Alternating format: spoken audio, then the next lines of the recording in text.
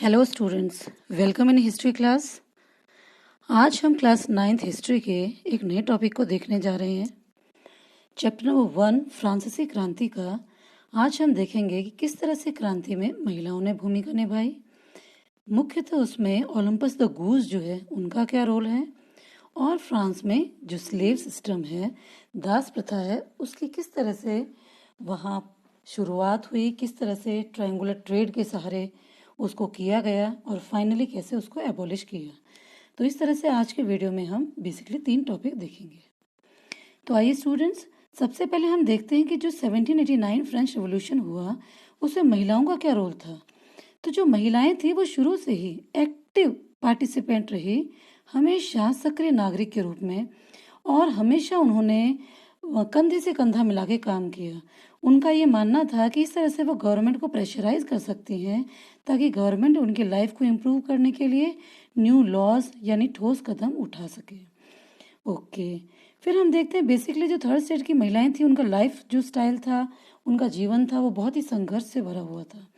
उन्हें अपनी जीविका निर्वाह के लिए यानी अपनी लिविंग को, लाइवलीहुड को अर्न करने के लिए बहुत सारे काम करने पड़ते थे।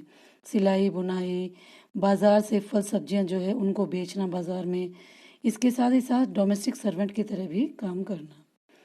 और एजुकेशन के मामले में देखें तो केवल जो नोबल्स थे उनकी फैमिली की जो गर्ल्स थी, प्लस जो थर्ड एस्टेट में रिच पीपल थे उनकी गर्ल्स को ही कॉन्वेंट में पढ़ने की परमिशन थी। इसी के साथ जो कामकाजी महिलाएं थी उनके ऊपर डबल बोझ था, दोहरा बोझ। क्यों? उन्हें अपने काम के साथ साथ अपने परिवार को भी लुक आफ्टर करना होता था, और साथ ही साथ घर से जुड़े हुए सारे काम, चाहे वो कुकिंग का है, चाहे वो वाटर का है, चाहे वो पाव रोटी के लिए एक लंबी क्यू में लगना है ब्रेड के लिए, वो सारी चीज़ें उन्हें करनी पड़ती थी।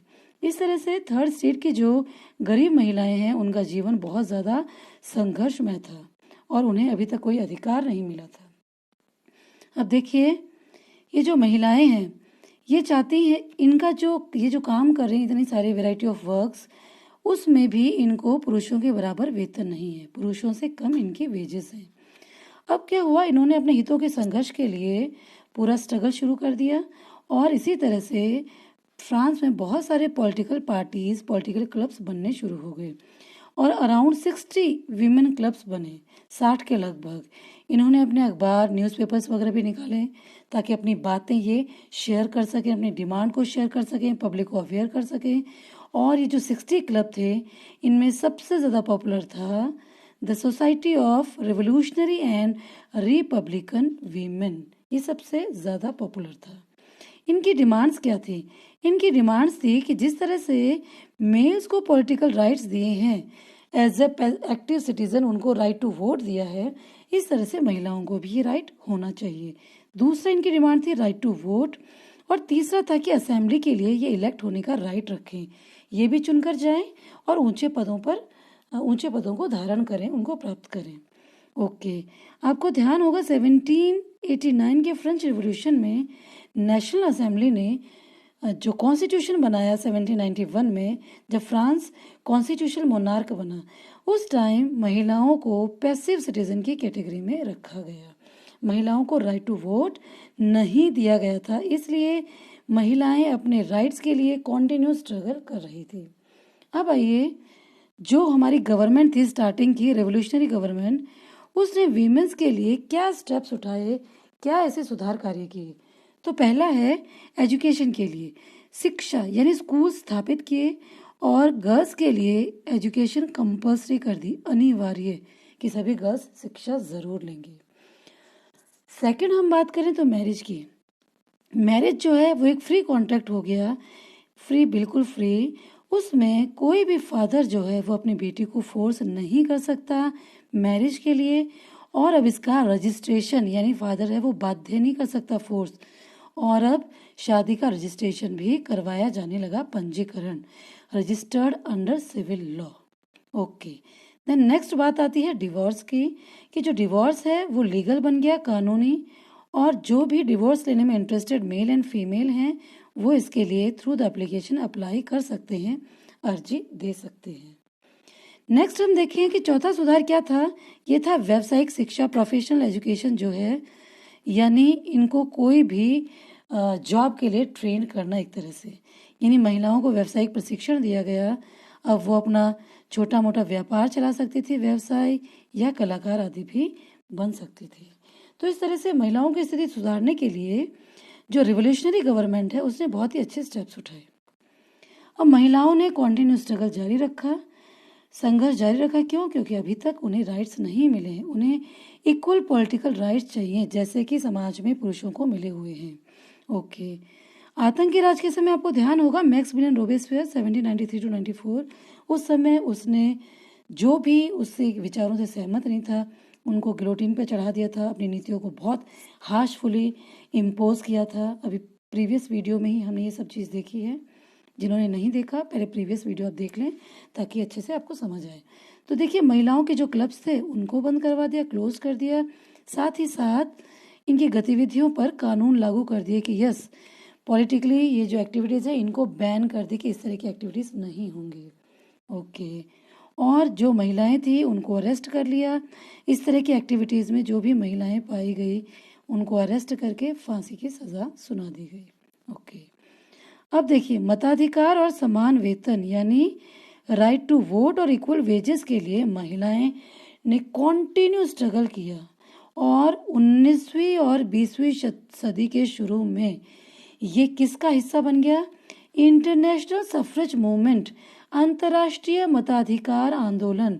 सभी देशों में महिलाओं के इस तरह से आंदोलन उठ खड़े हुए और फिर कलेक्टिवली इसने इंटरनेशनल सफरेज मूवमेंट का रूप ले लिया और तब कहीं जाकर ये मुद्दे इंटरनेशनल मंच पर उठने लगे और तभी 1946 में जाकर फ्रांस की महिलाओं को राइट टू वोट प्राप्त हो सका। और भारत की महिलाओं को कब राइट टू वोट मिला? आप कमेंट करके मुझे बताइए। तो इस तरह से फ्रांस की महिलाओं ने क्रांति के दौरान कंधे से कंधा मिला के एक्टिव पार्टिसिपेट किया।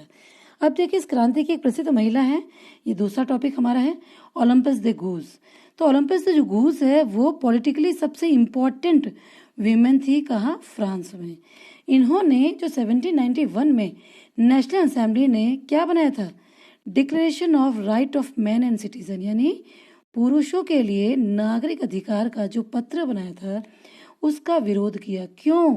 क्योंकि महिलाओं को उससे वंचित रखा गया, महिलाओं को ये राइट्स नहीं दिए गए, इसलिए इन्होंने इसका विरोध किया। ओके, विरोध करने के बाद क्या किया?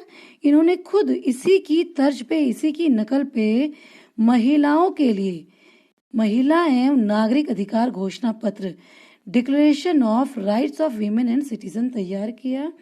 और इसके बाद ये लुई 16 की जो मिसेस हैं महारानी एंटोनेट, उनके पास और नेशनल असेंबली के पास भी इसको लेकर गई कि इसके अकॉर्डिंग आप एक्ट करें, इसके अकॉर्डिंग आप महिलाओं के लिए भी अधिकार तैयार करें।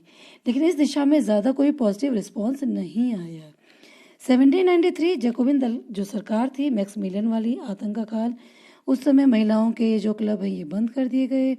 जो भी गवर्नमेंट को क्रिटिसाइज करती थी, आलोचना, उन महिलाओं को नेशनल कन्वेंशन जो था उसके अंदर मुकदमा चलाया गया और उनको पनिश कर दिया गया। तो इसी तरह से ये जो ओलंपस द गूज हैं उनको भी फांसी पर चढ़ा दिया गया। ओके, अब हमारा नया टॉपिक शुरू होता है, फ्रांस में दास प्रथा। तो सबसे पहले हम इसको देखते हैं कि किस तरह दास प्रथा शुरू हुई, स्लेव सिस्टम जो है। तो 17वीं सेंचुरी में, 17वीं शताब्दी में लगभग इसकी शुरुआत मानी गई। और रीजन क्या था? रीजन था शॉर्टेज ऑफ लेबर, श्रम की कमी, शॉर्टेज ऑफ लेबर। कैसे?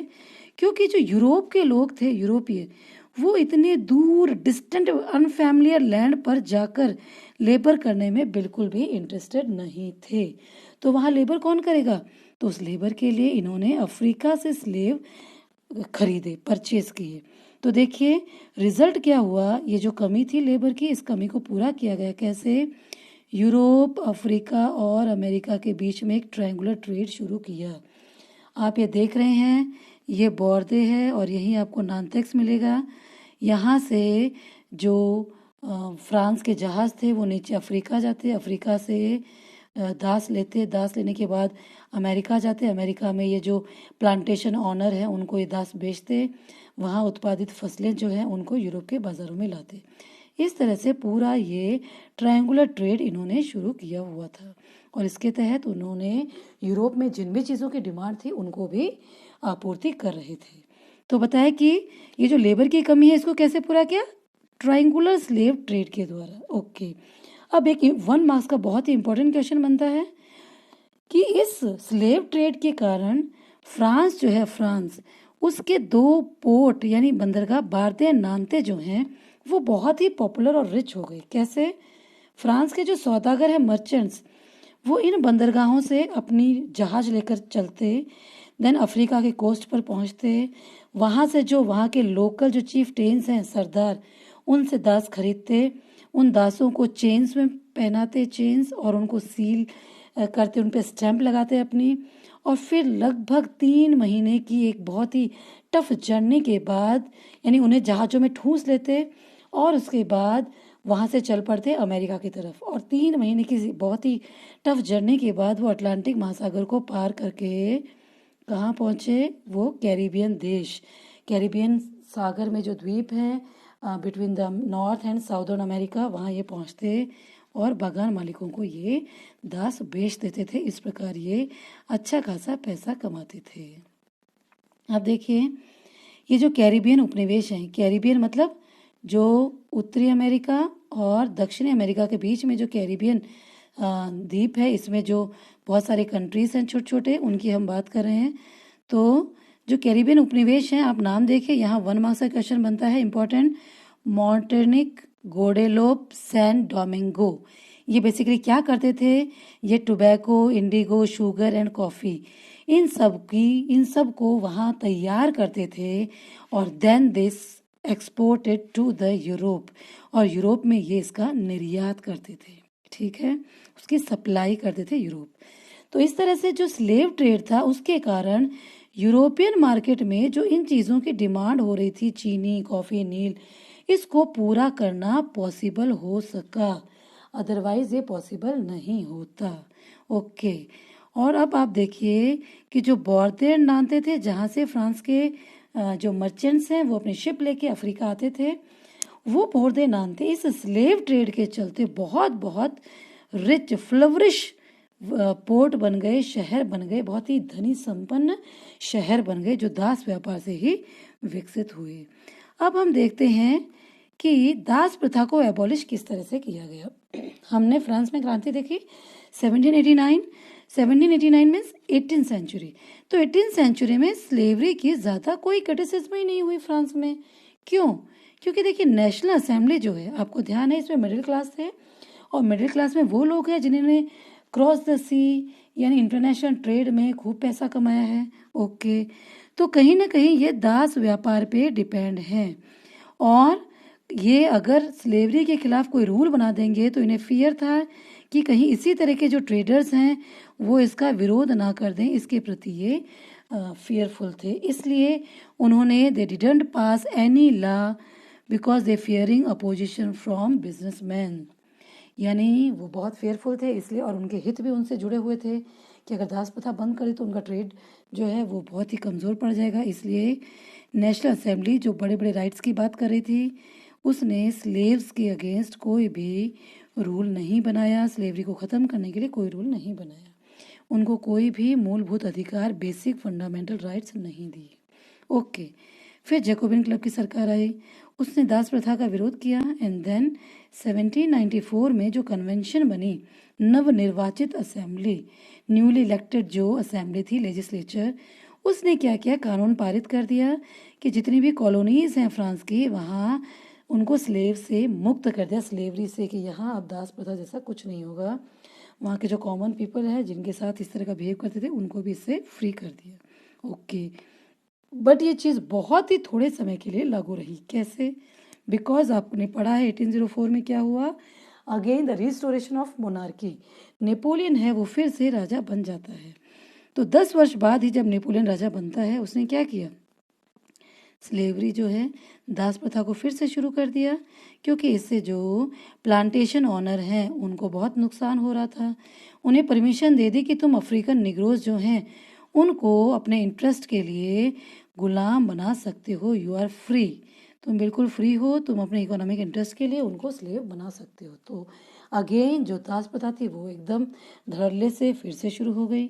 अब फाइनली ये कब एबॉलिश हुई, ये देखिए, ये 1 मार्क्स का क्वेश्चन बनता है। 1848 में फ्रेंच कॉलोनी से फाइनली जो स्लेवरी है उसको एबॉलिश कर दिया गया। ओके, फिर हम बात करते हैं कि हमने एक बात की कि निग्रोज को आप बना सकते हैं ऊपर, यहाँ इसने नेपोलियन ने ये बात कही। तो निग्रो जो वर्ड है 1 मार्क्स में पूछा जा सकता है कि किसके लिए यूज़ होता है। तो बेसिकली जो अफ्रीका कॉन्टिनेंट है उसका जो सहारा डेजर्ट है उसके साउथ में रहने वाले जो लोकल पीपल हैं उनके लिए यूज़ किया जाता है। बट ये एक बहुत ही इंसल्टिंग वर्ड, अपमानजनक शब्द है, शब्द का प्रयोग अब नहीं किया जाता, अब इसको बैन कर दिया। लेकिन फाइनली बेसिकली उनके लिए ये यूज़ होता था। तो इस प्रकार इतने लंबे प्रयासों के बाद फ्रांस में जो स्लेवरी है वो एबॉलिश हुई। तो डियर स्टूडेंट्स, आई होप कि आपने ये वीडियो एंजॉय किया होगा, और जिन्होंने प्रीवियस वीडियोस नहीं देखे इस क्लास के, इसी चैनल पे जाके आप ये सारे लिंक इसमें देख सकते हैं, सारे वीडियोस। और अगर आपको नेपोलियन के बारे में जानना है तो आप क्लास 10th का वीडियो मैंने अपलोड किया, उसको देख सकते हैं। सो आई होप आपने एंजॉय किया होगा। Thank you for watching.